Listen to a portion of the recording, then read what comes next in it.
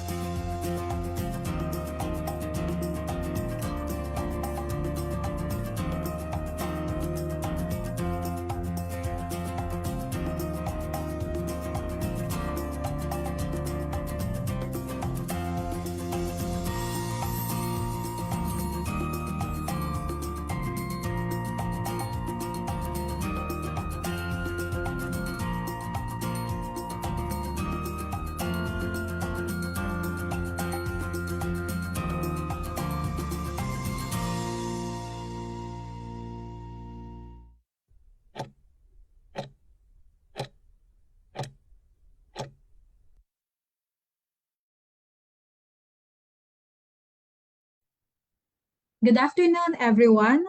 Welcome to another episode of our Webinar Wednesday ng ating Department of Labor and Employment, hosted by the Bureau of Working Conditions. This is Emeline D. Fernandez, your host for today's webinar. Last week, tinalakay ng ating mahusay na resources speaker na si Engineer Patrick Cian V. Pineda, isang OSH practitioner, ang kahalagahan ng electrical safety at kung ano ang mga maaari nating gawin upang mapanatiling ligtas sa paggamit ng electricity sa ating mga lugar paggawa. Ngayon, sa ating Season 4, Episode 12, talakayin natin ang tungkol sa Annual Establishment Reports on Wages. Pero bago yan, let's start with a short prayer. Mahal na Diyos, lumalapit po kami sa inyo ngayon na may pusong puno ng pasasalamat para sa pagkakataong magtipon-tipon sa webinar na ito. Nagpapasalamat kami sa biyaya ng teknolohiya na nagbibigay daan upang kami ay makapag-ugnayan, makapag-aral at lumago kahit na magkakalayo kami. Naway gabayan ninyo po ang bawat tagapagsalita at kalahok upang kami ay makapagbahagi ng mga kaalaman ng makabuluhan at nagbibigay inspirasyon. Tulungan ninyo kaming makinig ng bukas ang isipan at puso, handang matuto mula sa bawat isa. Bigyan ninyo po kami ng kaliwanagan sa kaisipan at kahusayan sa pagpapahayag upang maging makahulugan at may positibong epekto ang aming talakayan. Dalangin namin na ang session na ito ay magtaguyod ng pagkakaunawaan, pagkakaisa, at pagbabahagi ng kaalaman na kapaki-pakinabang para sa lahat. Naway madama namin ang inyong presensya sa aming kalagitnaan na nagtutulak sa isang espiritu na pagkakaisa at respeto. Nagtitiwala po kami sa inyong banal na karunungan upang kami ay gabayan sa anumang pagsubok o hamon na maaari naming harapin sa araw na ito. Sa pagtatapos ng aming pagsasama-sama, naway bitbitin namin ang mga aral na aming natutunan ng may panibagong layunin at dedikasyon. Sa pangalan ni Jesus, kami po ay nananalangin. Amen.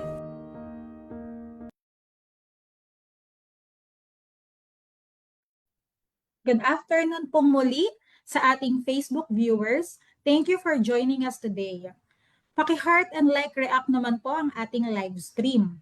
Please hit the follow button on our Facebook page, Dole BWC 1949, to get updated on the latest announcements and to know more about the labor standards and occupational safety and health standards in the workplaces. Please share this live stream with your friends, family, and colleagues and use the hashtag Webinar Wednesdays. For questions and clarifications, please use the comment section below this screen, and our resources speaker will address them during the question and answer portion. This is Season 4, Episode 12 of our Webinar Wednesdays, kung saan pag-uusapan natin ang tungkol sa Annual Establishment Report on Wages. Alamin natin yan at tunghayan. It is a great pleasure to introduce our speaker for today. She is the OIC Chief ng Wages and Policy Research Division ng National Wages and Productivity Commission o NWPC. She's none other than Attorney April Dawn B. Villamor. Attorney Villamor, the floor is yours na po. Thank you, Miss Ems. Hello po. I hope my audio is clear.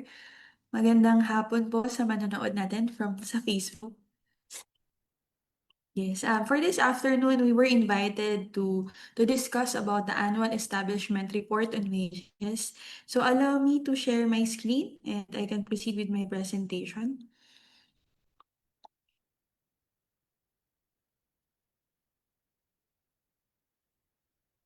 Okay. So, muli po, nagpapasalamat kami sa National Wages and Productivity Commission sa Bureau of Working Conditions for inviting us and giving us this opportunity to speak about AERW and of course, invite our establishments and inform them na magsisimula na po ang reporting period natin. So, for this afternoon, I will only have 3 main sections of presentation. Una po, ang details of the 2025 AERW submission, including some background para po doon sa mga unang beses na mag-accomplish ng report na ito. Pangalawa is the user guide. We will show a video how you can navigate the system for ease po of your use of the system. And pangatlo, we will also share some of the results from the previous reporting period. Makikita niyo po dito yung totality ng mga establishments na nag-submit ng report at saan pong regions mostly ito nanggaling. So, allow me to proceed with the first part of my presentation. Una po, ano po ba ang Annual Establishment Report on Wages at bakit natin ito required i-submit? Nakapaloob po sa Article 124 of the Labor Code that all private establishments are required to submit an annual wage report on the verified itemized listing of their labor component, specifying the names of their rank and file employees, including learners, apprentices, and workers with disabilities. At kasama na rin po dito ang corresponding salaries and wages. So with this mandate from our code, the NWPC po for the past years have been facilitating itong reporting po ng ating mga establishments. And since 2021, online na po ito. So from the submission to the RTWPBs, ito po ay naging centralized na and online for a smoother reporting for our establishments. Kaya po itong mga component na nire-require ng labor code na i-report ng ating establishments ay magagather na natin sa isang annual establishment report on wages, which is the AERW. For the next slide, I'll share lang po itong apat na major categories of the information that we collect from you, of course, our representatives from HR, kung sino man po naatasan from our establishments na mag-accomplish nito. So there are 4. Yun lang po ang gusto kong tandaan ninyo. There are 4 main things or kind of information that we collect from you. First is the establishment profile. Dito po namin nalalaman kung saan ang address ninyo. Pangalawang legal classification, kung ito po ba ay korporasyon, kung ito po ba ay cooperative, partnership. Pangatlo, economic activity, and main products and services. Dito po natin malalaman kung saang industriya po nabibilong ang ating mga MSMEs and including the large establishments. So, not just the location but also the industry kung saan sila napapabilang. Pangalawa, of course, as required by the Labor Code, establishments are required to submit their employment data. Nang tungkol naman po ito sa kanilang mga workers. So kasama po dito, gusto naming malaman ang number of male and female na managerial or supervisory employees, gayon din ang male and female na rank and file employees.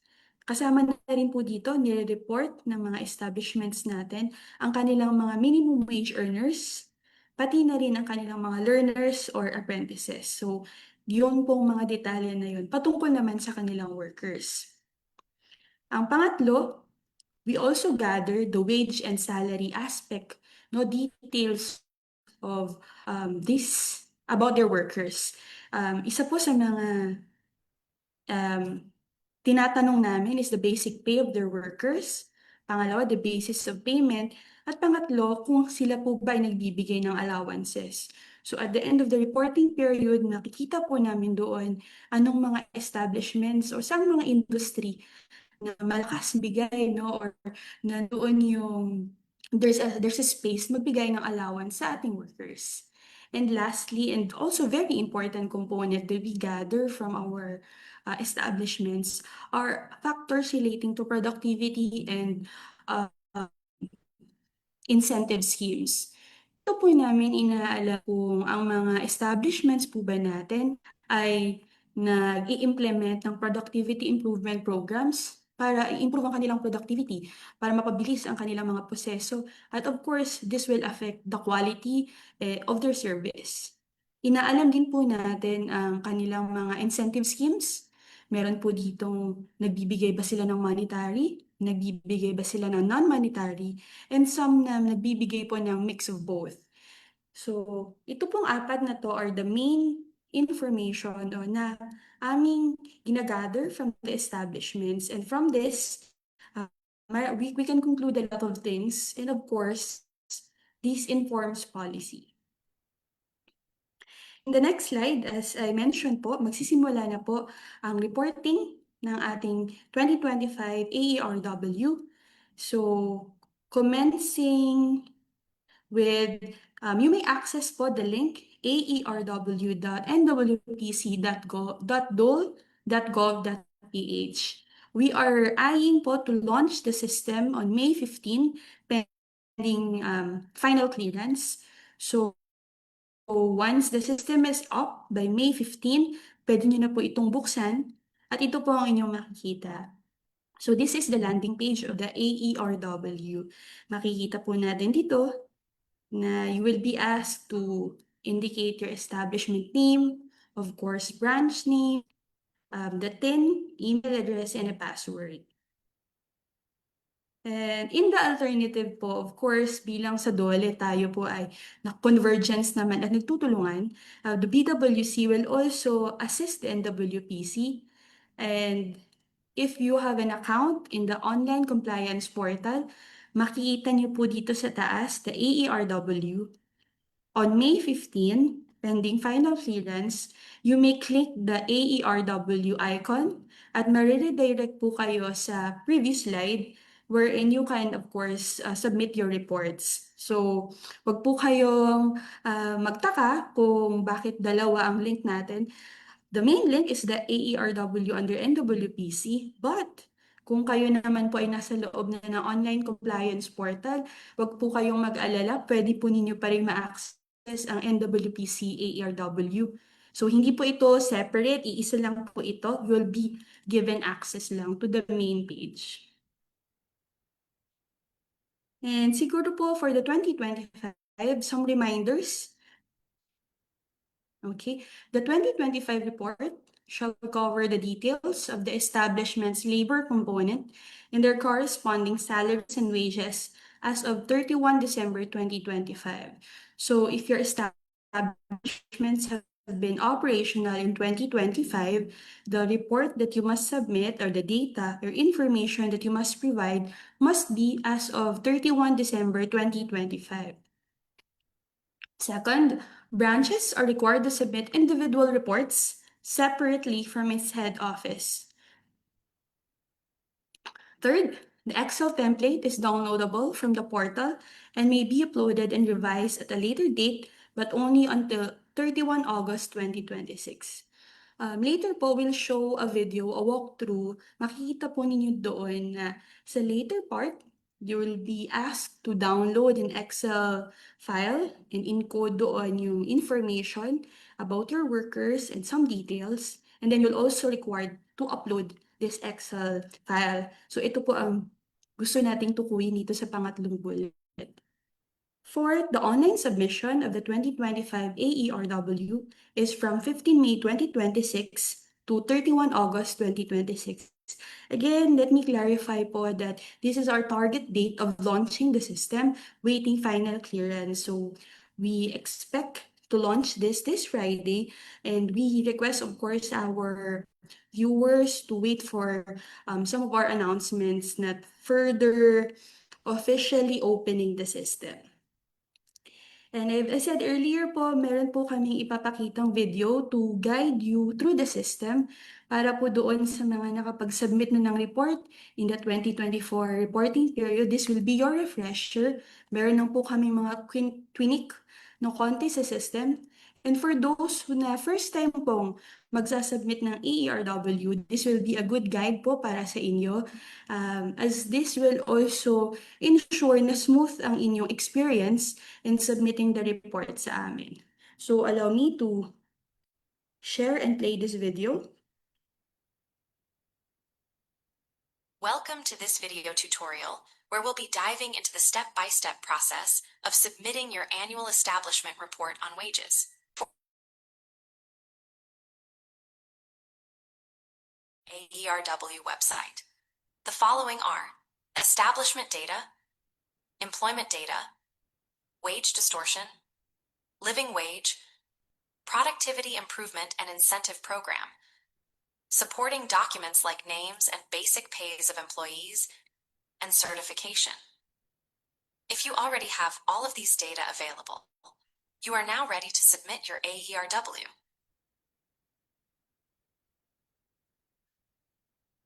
To access the AERW website, kindly open any available browser and type the link on the address bar, aerw.nwpc.dole.gov.ph.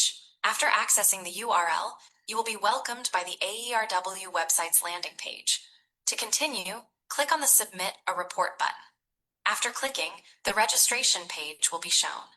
A notice will show up that the user is required to submit their December 2025 annual establishment report on wages.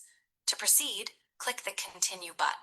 If you already have an existing account, click the Login button. Otherwise, please fill in the following information: establishment name, type, tax identification number, respondent email, and your preferred password. Read the data privacy consent and agreement, then tick the box beside it if the user agrees. Please ensure that the information written is correct and the email address is working. Once everything is done, click the Submit button. If the fields were successfully filled up, a pop-up message will show with the email that you used to register and a notice about the confirmation email. Click the Continue button and check the email for the confirmation email. In the email, a summary of the information will be shown, including the establishment ID and the verify email. The establishment ID will be used on logging in the system. To avoid errors during the login process, it is encouraged to copy the establishment ID and paste it later on. After copying your establishment ID, click the Verify Email button to finish the verification process of your account. Once the Verify button is clicked from the email, it will redirect to the site with a message that your account is verified. Click the Proceed to Login button to go to log in using your newly created account. This is the login page. To continue on to the survey page, fill up the following fields with the verified information: respondent email, the establishment ID acquired from the email, and password. After filling up, click the Login button. If you forgot the password of your account, click the Forgot Your Password button. The site will direct you to the Forgot Password page. Fill the respondent email and establishment ID with the email you used in registration and the establishment ID presented to your email. Then, click the Submit button. Once the Submit button is clicked, a notification at the bottom of the page will pop up notifying you that an email was sent to your email. Check your email to continue the process. In the email, it provides the Reset Password button. Click the button to proceed the process. The button will direct you to the Reset Password page again. However, the site will prompt you to instead type a new password that you wish to use, then click the Submit button. The button redirects you to the Login page. You can now log in with your respondent email, establishment ID, and new password. After successfully logging in, you will be welcomed by the survey page, which consists of the entries that collects important information. Before filling up the survey, located at the top right of the survey is the navigation bar. From left to right, the Home button redirects to the survey page. The Document button redirects to guidelines for filling out your AERW. The question mark button redirects to the Frequently Asked Questions page. The Phone button redirects to the Contact Us page. And lastly, the Exit button logs out the user and redirects to the Login page. The first section in the home page is the establishment data, which pertains to information regarding your establishment. The first two sections, establishment name and tax identification number, are automatically filled since they were the data used for registering your account. The third section is for asset size. Only one option can be chosen. The page will also ask if the establishment is a registered Barangay Micro Business Enterprise as of December 2025. If you will choose the Yes option, you will also be asked for the complete date of the given certificate. The address of the organization will also be needed. The region, province, city, and barangay will have specific choices listed through a drop-down button. However, the number, street, subdivision, and village will be strongly typed by users. The fifth section is the contact information of the establishment. The mobile number text box will only accept numbers starting in +639. Therefore, invalid numbers will not be accepted. Additionally, the email that must be entered is the email address of the establishment. For the next part, you have to choose within the choices of legal organization of establishment that are presented. You can only choose one option for this part. For the main economic activity, click the Select Main Economic Activity button and it will show the selection. Fill up the major products or goods or type of service that the establishment offers and tick whether it is export-oriented or not. For the last entry of the section, it is a dynamic field. It shows entries depending on your answer. If without registered union, you can move to the next section. If with registered union, proceed to the next step. For the second selection, if you choose with existing collective bargaining agreement, kindly fill up the date of effectivity and expiration of the collective bargaining agreement. If you chose without existing collective bargaining agreement, select from selections of reasons why there's an absence of CBA in the establishment. You can choose one or more reason. Once all of the data is filled up, proceed to the next section. The second section is the employment data. In this section, it is divided into 3 tables that primarily requires the total number of male and female employees. For the first table, the total of male and female employees of the managerial and supervisory level and the rank and file employees are needed. Once done filling up the table, proceed to the next. For the second table, it is comprised of male and female rank and file employees categorized based on their type.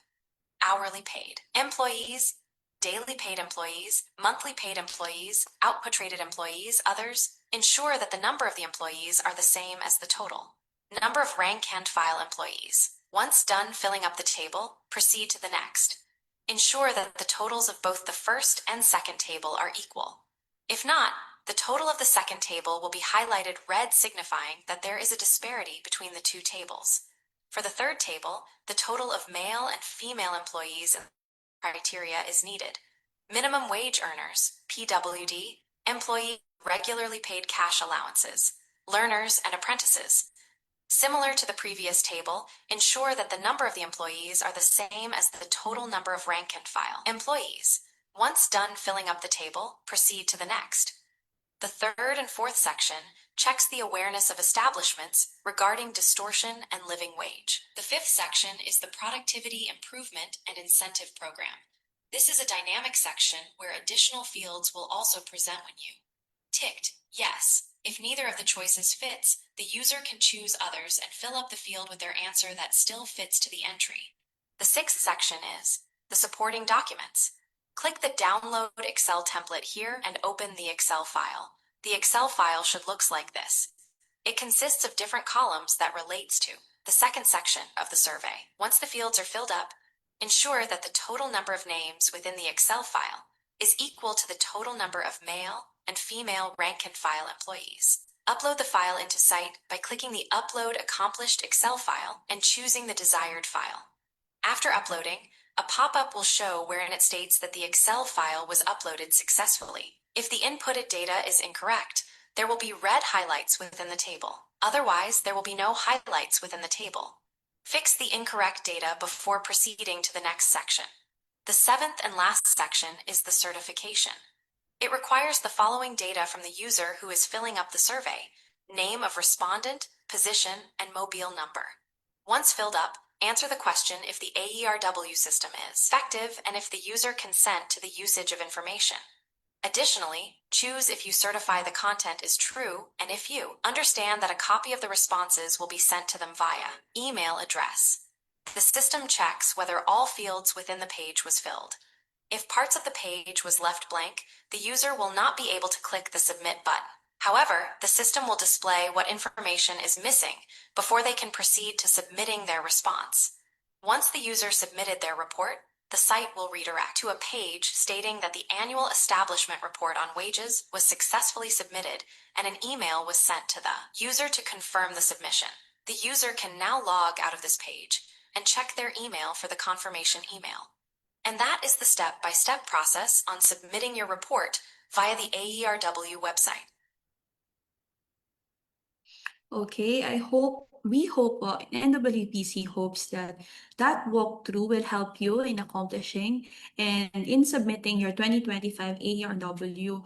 And I understand that this video is recorded and will be posted naman po sa website ng ating Bureau of Working Conditions. So you may revisit this page if ever you encounter some concerns, some difficulties with the system. So you may reach sa amin, sa NWPC, or you can go back to this video from the BWC so you may be guided. This video will also be posted in some of our Facebook posts to guide, of course, our users. So some of the questions and clarifications po about the system, we can entertain that in the Q&A. Allow me to proceed to the third and last part of my presentation. Very short na lang po ito. Ito po ang ating diniscuss until now is in preparation for the 2025 AERW submission that covers the 1st of January to, of course, to the last day of December 2025. Ngayon naman po, we will share sa inyo ang results of the previous year.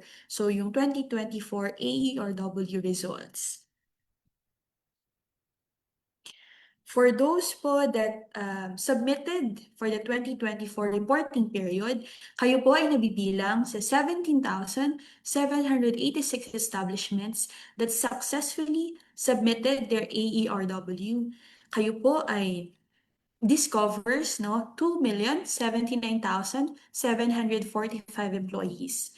The NWPC noted po that there's a 5% decline from the 2023 reporting period. So we're very hopeful po for this current reporting period na ma-maintain natin ang ating submission at ma-increase pa po ito.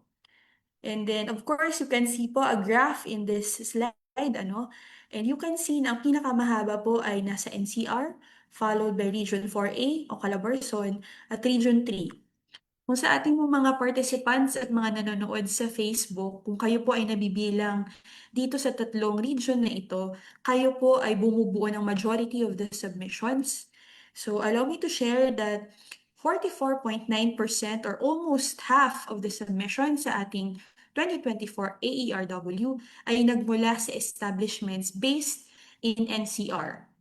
Ito naman po ay sinundan ng ating mga establishments na based in Calabarzon with 16.5%, which represents 2,942 establishments. At pangatlo po ang Central Luzon with 9% or 1,605 establishments. Sa iba po nating mga manunood, you may just identify saan po kayong region nang galing at makikita niyo po dyan kung saan kayo napapabilang. So the 2024 reporting period, for instance, CAR, meron pong 161 establishments that submitted. Region 2, 341 establishments. In Region 6, 463, kung saan po ako nagmula. I'm from Region 6. And we hope to increase the submissions for the 2025 reporting period. For the next slide, ito naman po, out of the 17,000 plus establishments who submitted last year, na-identify po natin. Kaya nga po, tinatanong natin kung ano ang kanilang main economic activity kasi kaya na po natin malaman mula doon kung ano ang mga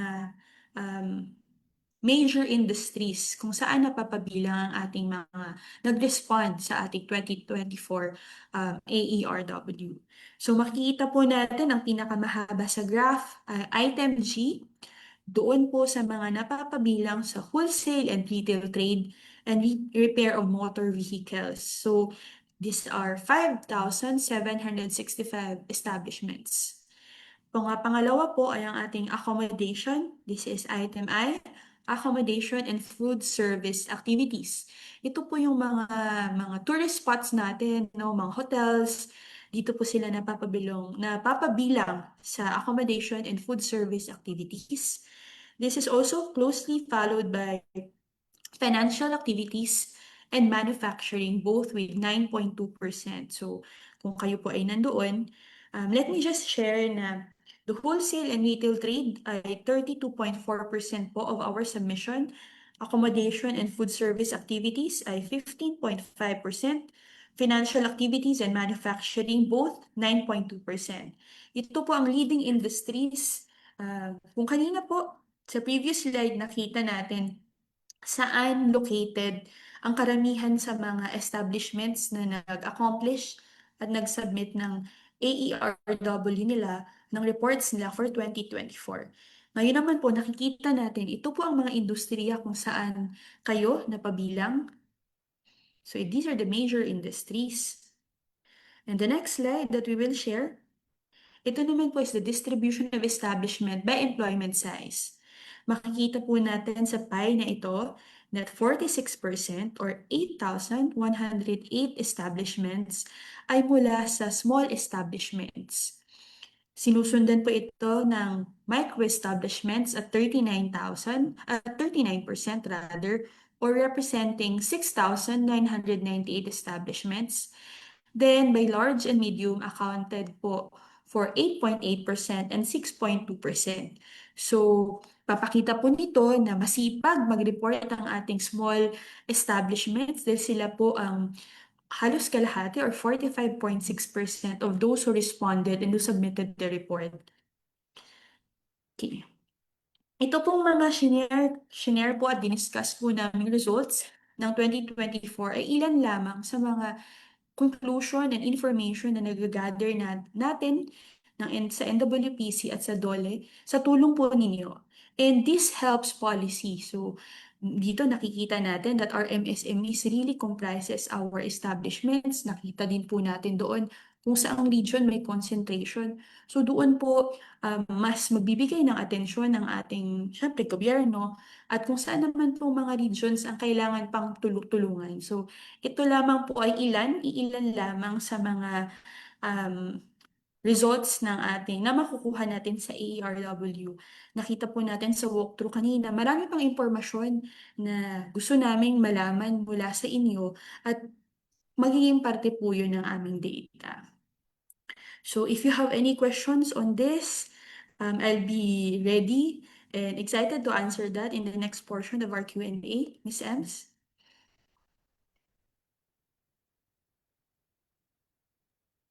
Thank you very much po, Attorney April Don Villamor, for sharing information about our topic. And I am sure our viewers learned a lot from your discussion po. And they have questions from our webinar. So, ready na po ba tayo? Go lang For po. our question po, Attorney, will previous login credentials and establishment IDs still be valid? Okay. To this, Miss M, no, we clarified kanina na nagbigay tayo ng walkthrough sa system at sinabi din natin, in the past years, online din tayo. Pero ngayon po kasi for 2025, NWPC muna ay nag-conduct ng AERW or will launch the AERW independently. So yung because of the system upgrades po, previous login credentials and establishment IDs are no longer valid. All users are required to register anew. So kung makikita nyo po doon, after May 15, kung talaga pong ito ay ma-launch na natin, makikita nyo po doon may landing page at you will be asked to register.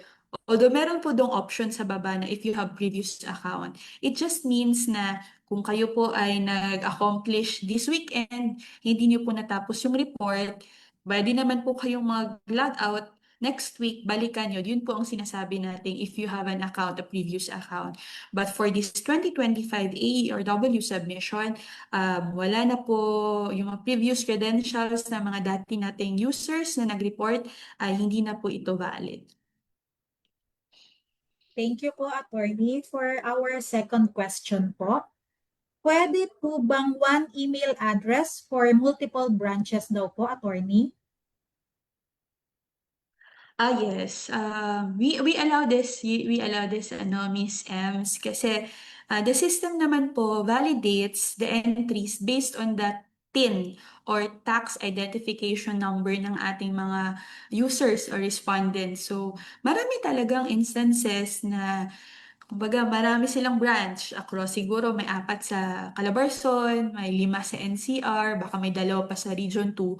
Tapos siguro for ease of business, 2 or isang email ang ginagamit na share-share sila doon sa main office and the branches.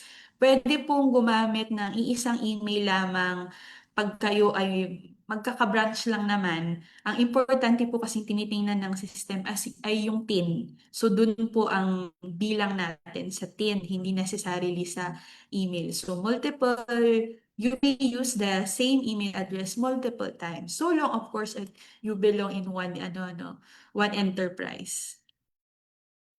Noted po iyan, Attorney. So, for our third question po, yan. Can the information encoded in the portal be saved if you log out and log in again? Okay, so yes, the system po is designed in a way na nasisave naman po yung yung information na ini-encode ng ating mga users. Sabi ko nga po kanina, kung hindi niyo po matapos, kung may mga items na in blank, kailangan niyo po munang ma-check kunwari ang HR records or some of the certifications o yung may mga dates kaming hihingin sa inyo, you may log out. At pagka-login nyo naman po ulit, nandun pa rin yun, nakasave pa rin yung previous ninyong mga nabigay na information. So don't worry, upon logging in again, pwede nyo na po ulit ituloy ang inyong report. Thank you po, Attorney, sa paglilinaw. So, proceed po tayo sa ating pang-apat na katanungan. Pwede daw po bang i-edit or i-modify yung responses, pati yung accomplished Excel file after submission daw po? Okay, so kanina po diniscuss natin na our establishments are required to create an account. Ibig sabihin po nito, hindi lang siya one-time thing. You actually have the span of weeks or days para successfully ibigay ang lahat ng information na hinihingi ng system. So, syempre po, pwede po kayong mag-edit or mag-modify nito. Kumbaga, meron po kaming nabanggit kanina na at least may 7 categories or 7 sections, So, kumbaga, nasa fifth sixth section pa lang kayo, naalala nyo medyo may namali kayo sa third section, you may return to that section. Ito po, kailangan ko lang po sigurong linawin muna na hanggat hindi pa po kayo nagsasubmit sa dulo, hanggat hindi pa po kayo nag-upload ng Excel file, continuous edit, pwede niyo pong gawin yun. Pag maka-logout kayo, login ulit, continuous edit, continuous modification.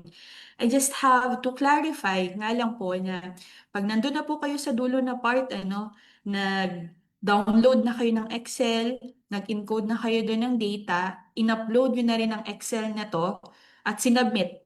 Meron na rin po kayong natanggap na confirmation and summary of the report sa inyong email addresses.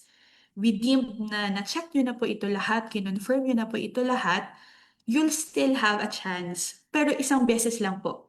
So, after final submission, you verified na tapos na kayo, na double check nyo, once na lang po kayo pwede mag-modify sa ating system. Maraming salamat, attorney, sa pagpapaliwanag sa ating proseso po ng submission. So, for our fifth question po, paano po kung may mga technical problems at other concerns sa AERW daw po, attorney? Okay, Miss Ems. Yes po. That's why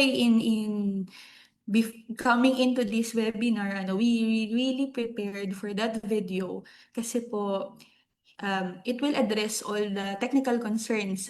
So, pwede po yung ito, sa pag-attend pa lang ng ating participants dito, sa panonood pa lang ng webinar na ito, magkakaroon na sila ng guide. So, pwede po nila, again, balikan ang video na ito dito sa website ng BWC. And we'll also be posting it maybe in our social media or website as well sa NWPC. So, this is a good guide na po agad sa kanila kasi walkthrough, lahat na po ay na-cover natin. Pero kung ang concern nyo lang naman po is isa, dalawa, yung may contact us. Meron po kami email address. Let me just share.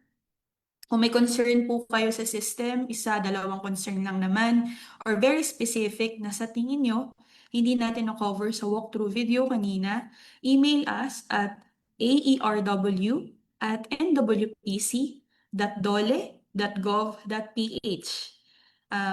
Kung prefer nyo naman pong tawagan kami, we have also a hotline.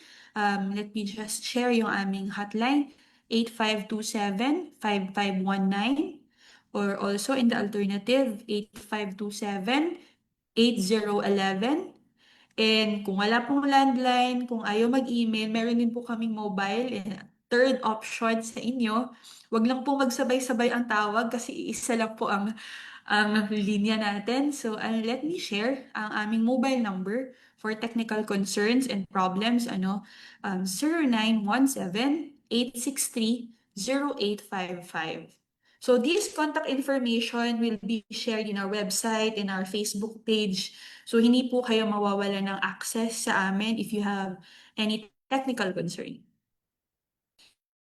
Thank you, attorney, sa sa mga options sa pagtulong sa kanila. So, check po natin. Ayan, for our sixth question po, how will an establishment know that its submission was successful? Okay, sige. Sa walkthrough video po natin kanina, sabi po doon na you may check your email addresses po. May dalawa po kayong, in accomplishing the AERW, you are required to provide two email address. Una, yung email address ni user, usually si HR ito, or kung sino po ang na-assign sa establishment mag-accomplish ng AERW.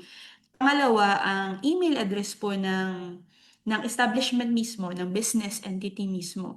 So you may check those two email addresses. Kung meron na po kayong natanggap na confirmation or summary report, yun po ang inyong assurance o confirmation na successful po ang naging submission ninyo. Thank you po, attorney. So, for our next question po, yung AERW po ba na ire-report is January 25 to December 31, 2025 daw po ba? Yes, tama po kung sino po ang nagtanong nito. Tama po, yun po ang covered period natin. So, wag na po muna nating i-cover yung mga nangyari ng January, February, March, April nito current year. Ang atin lang po munang dapat i-report for the 2025 ARRW submission is for covering lang buong 2025. Noted po, attorney. So for our 8th question, good afternoon ma'am. Question ko lang po, papaano po dapat i-report ang wages ng mga empleyadong may iba't ibang employment status tulad ng regular, contractual, trainee at agency hired personnel? Okay. Ma'am, I'll be honest, hindi ko po ito masasagot in entirety, no? Pero kung marirecall niyo po sa ating walkthrough video kanina, meron tayong two major categories. Tinatanong natin sila, ilan ang inyong managerial and supervisory employees? Pangalawa, ilan ang inyong rank and file employees? And syempre po, marami pong subcategories ang rank and file. So, maaari pong ito ang tinanong ng ating viewer, most of these kind of employees ay mapapabilong po sa rank and file. Ngayon, hindi lang po ako sure dito sa agency hired personnel. I'm not very familiar with this specific category or description lang po ito ng nagtanong ano. So in case po ng ganito, you may contact po kami para mabigyan namin kayo ng proper guidance. Pero yun lang po, check the system kasi baka po most of your questions mako-cover na or dapat i-report under rank and file employees. Attorney April, if I may po. Ma'am, from our team po, Miss Rosana. Yes po, Okay. ma'am. Good afternoon po sa lahat. Idagdagan ko lang po yung sagot ni Attorney April tungkol po dun sa agency hired personnel. Dapat po yung manpower agency ang magre-report sa kanila dahil yung manpower po ang employer nila. Salamat po. Thank you po, Thank, ma'am. Yes, thank you po, thank ma'am you po. Rosana. Thank you po, Ma'am Rosana, for the clarification po and for inputs na din po. For our next question po, for our 9th question, meron po bang updated guidelines ang DOLE tungkol sa online submission ng Annual Establishment Report on Wages po, attorney? Mm.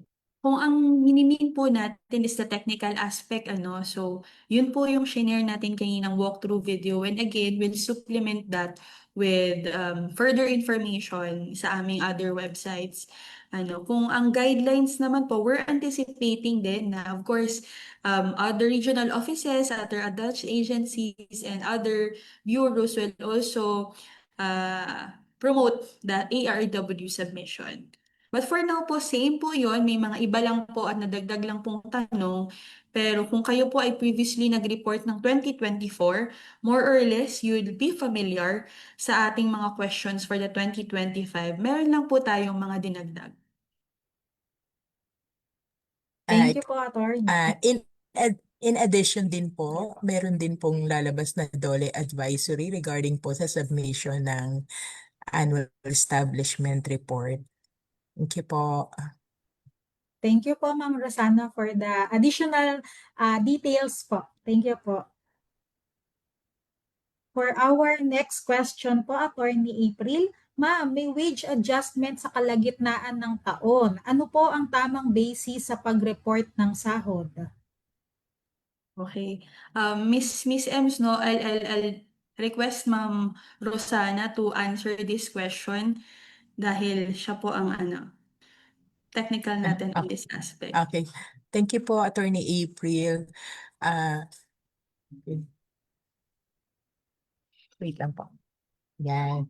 Tungkol po dun sa tanong kung may wage adjustment sa kalagitnaan ng taon, ang i-report po natin ay yung record natin ng payroll ng as of December 31, 2025. So, kung may adjustment man sa kalagitnaan, kung ano po yung nasa record nyo ng December 31. Thank you po. Noted po yan, Ma'am Rosana.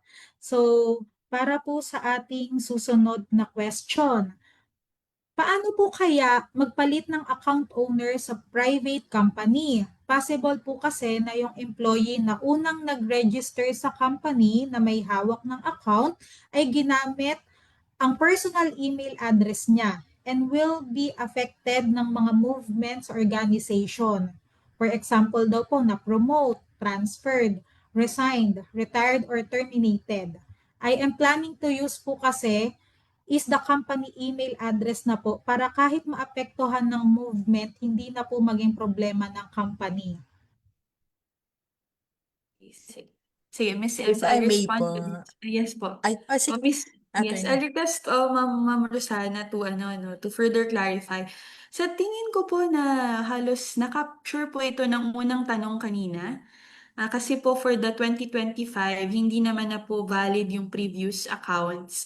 So baka they don't have to worry naman na may ibang gumamit, they can actually register. If I'm correct, ma'am, no, ma'am Rosana, they can register ng bago. And I said earlier po, they are required to indicate two email addresses, that of the establishment and yung kay user po, yung kung sinong HR personnel or admin personnel na mag-accomplish ng AERW.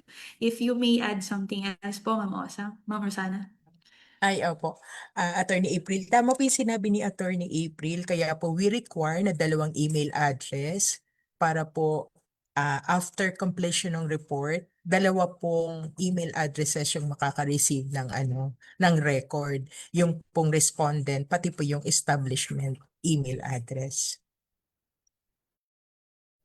Maraming salamat po, Attorney and Miss Rosana sa clarification din po. So, for our next question po, pwede pong magkaroon ng copy nitong discussion daw po, Attorney April. I'm assuming po, I'm under the assumption that the Bureau po ay will post this recording. So, nasa Bureau na po iyon. Ma-review nila ulit sa Facebook page ng Bureau of Working Conditions. But then again, na-share po namin na we'll also be posting guidelines and yung mga walkthrough sa amin din pong website. So, kahit saan lang po nila gustong i-check. Yes po, Attorney. Idagdag ko na din po na itong Webinar Wednesday po natin ay pwede rin po nilang ma-visit sa aming YouTube page po from Season 1 hanggang sa kasalukuyang season po is pwede po nilang ma-review yung mga recorded videos po natin. Kaya wala po silang dapat alalahanin pagdating po sa pagbabalik ng mga nauna pong topics natin. With that po.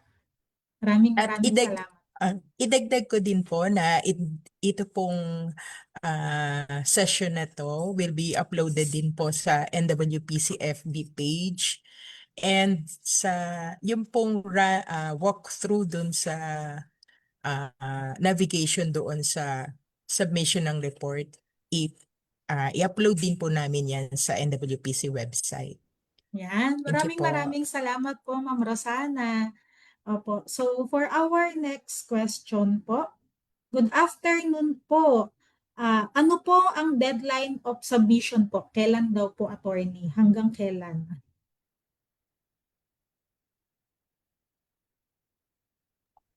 Yes po, Miss Ems.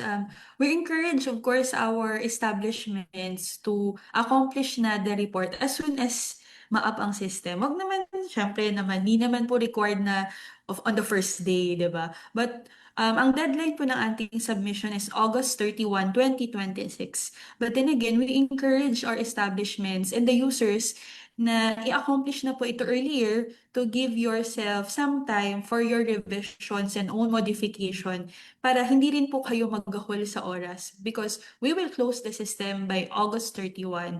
Sayang naman po ang inyong submission kung meron pa po pala kayong gustong i-correct doon at hindi na natin nahabol dahil last few weeks or last few days na po tayo nag-accomplish. Thank you po, attorney. Bali, for clarification po, no, mag-open po yung system ng May 15 po until August 31, 2026 po. Tama po? Correct po, Miss Ems. May 15 is our target Apo. opening no ng system. So we're just waiting for final clearance, but malalaman po nila pag na-open na ito dahil we will post and we will disseminate talaga the information. But yes, hanggang August po ang reporting period. Thank you po, attorney, sa clarification. So for our next question po, separate po head office and per branch ang reporting and online submission kahit centralized po. Nasa head office po ang payroll and data. Okay, I think na cover ito ng ating first few questions kanina na sa team naman tayo tumitingin. So, branches are required, if I'm correct now, Ma'am Rosana, branches are required to submit their separate reports. Yes po, attorney, tama po yun. Ah, but kasi baka po minsan, dati po ang worry nila kasi kung isa lang po yung taong in charge, say the HR personnel, tapos maraming branches, yun nga po sinabi natin na yung the same email address may be used for multiple branches. So, importante po na per branch yung submission kahit isa lang po yung tao tulad niya na centralize yung yung record nila. So pwede po siya lang po yung gagawa pero using the same email address makakasubmit po siya for all the branches. Inaalaw po ngayon yan ng system. Thank you po. Thank you po, Ma'am Rosana. For our next question po, kasama po ba ang mga cooperatives dito sa AERW? Yes po, Miss Ems, if ma-recall po or masyado po bang mabilis kanina yung walkthrough video, if mabalikan po ng ating mga viewers iyon, nandun po yung pwede nilang identify sila ba ay single proprietorship, sila ba ay partnership, corporation. Nandun din po ang option actually na cooperative. So they can just check po sila nabebelong na category. But yes, cooperatives are included. Thank you po, attorney. So for our next question po, sa AERW, kasama po ba ang mga inactive employees or both active and inactive employees ang dapat nasa report po? Okay. I'll give a preliminary answer and I'll request Ma'am Rosana to supplement. Dito po sa active and inactive, siguro I'm assuming na ang sinasabi natin baka may seasonal workers sila. I'll work on the presumption na they are referring to seasonal kasi baka inactive for now. Itong summertime, baka after a few months doon. So, ito po ay captured under rank and file. So, they can report this. Unless po may iba pang mas malalim na meaning ang nagtanong tungkol dito sa active and inactive. Pero basta empleyado nyo po as of December 2025, you must account for them. If you may add po, Ma'am Rosana. Okay na po yun, attorney. Basta po active employees as of December 31, 2025. Copy po yan, Ma'am Rosana. So, ayan po, that would be our last question and that concludes today's webinar po. Thank you for sending your questions and for your active participation in our webinar Wednesdays.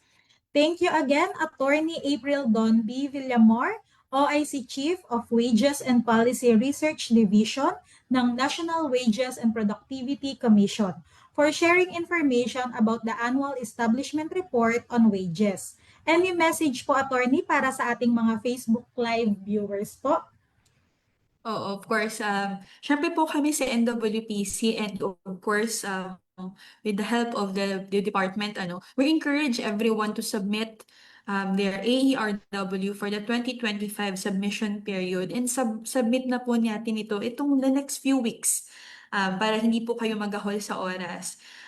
I also want to highlight na what's in it for our establishments na continuously mag-accomplish ng AERW. Una po, na-discuss natin kanina na we have a legal basis in the labor code. Ibig sabihin po nito, when you submit, compliant po kayo sa batas. Although wala namang bashing na nangyari sa mga those who failed to submit. But you are assured that you are compliant sa batas natin. Pangalawa, meron po doon sa may dulo ng ating AERW, you may check the option na if you give consent to be notified o to be contacted sa mga programa ng Department of Labor and Employment.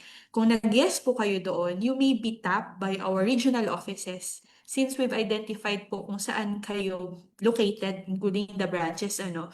So, matatap po kayo, mag-reach out po ang RTWPB sa inyo and will offer further programs. Hindi lang po si NWPC, even programs po of the department. Kasama na po ito yung mga technical assistance, which is free.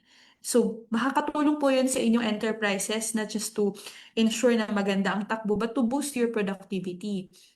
Pangatlo po, meron po sa NWPC kaming Productivity Olympics. So kung kayo, at ito po yung may monetary and non-monetary benefits, at medyo malaki-laki po ito to award those na may magaganda talagang productivity programs. At isa pong advantage ng pag-accomplish ng AERW continuously ay isa po itong requirement. So later on, bigla niyong maisipang sumali sa Productivity Olympics, isang requirement po ay kayo ay nagsasubmit, nagre-report sa AERW. And one last, Miss M, I would just want to highlight na bakit or paano nakakatulong sa ating lahat ang pag-submit po ng ating mga establishments ng report. Ito po ay nakakapagbigay sa amin ng further and deeper insights sa situation ng ating MSMEs. Ay highlighted ganina na majority po are from small enterprises. So nakikita po natin ang profile ng ating MSMEs and tayo po sa policy, 'di ba? Mas makaka-craft tayo ng mas magandang policy and then programs para mas matulungan natin ang ating MSMEs. If hindi man immediate in the coming months, at least for the next year as we plot. So this is very important para po sa continuous na magandang serbisyo ng NWPC at ng department para sa kanila. So ayun po, please accomplish para po kayo ay matulungan din namin agad para hindi po sabay-sabahay ang pag-accomplish ng report sa August. Wag na po nating hintayin ng August bago mag-submit. Yun lamang po, Miss Ems, and thank you so much to the Bureau for this opportunity. Thank you po, Attorney. And to express our sincere gratitude po to our resources speaker, we prepared the certificate of appreciation po.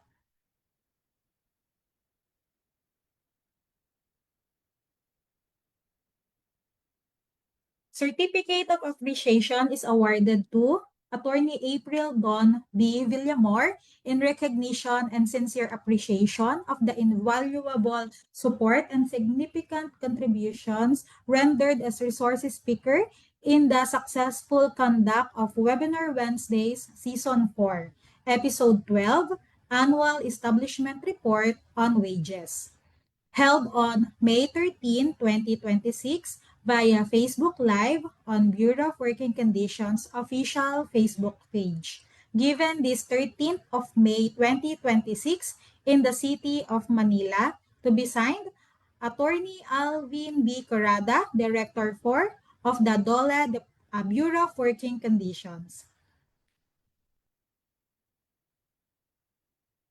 Thank you po once again, Attorney April, sa pagpapaunlak sa araw po na ito. And for our viewers po, we heard you. Certificate of attendance is now available. Please scan the QR code posted on the screen to access the evaluation form. Reminder po lamang, please ensure correct spelling of your name and email address, and kindly allow sufficient time for the processing and sending of certificates. Isang evaluation lamang po per episode. You may also send us an email at ask@bwc.dole.gov.ph or call our DOLE hotline 1349. And that concludes our webinar for today. I believe that we can say that it has been a very productive day dahil napakarami po nating natutunan mula sa ating mahusay na si Attorney April from MWPC.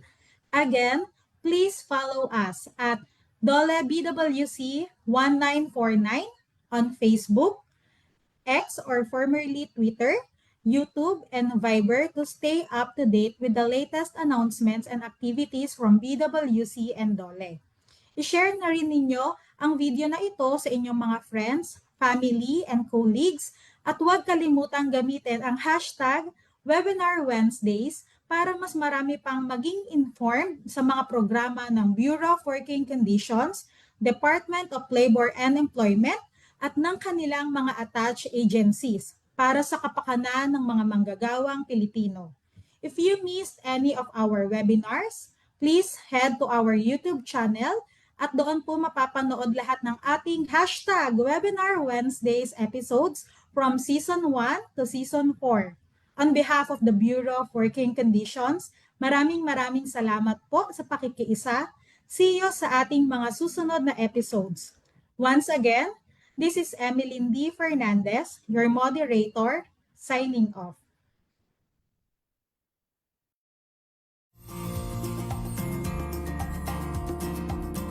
Para sa mga katanungan at karagdagang impormasyon, maaari po tayong tumawag sa Dole Hotline 1349 o sumuni sa mga Dole Regional o Field Office na nakakasakop sa inyong lugar paggawa.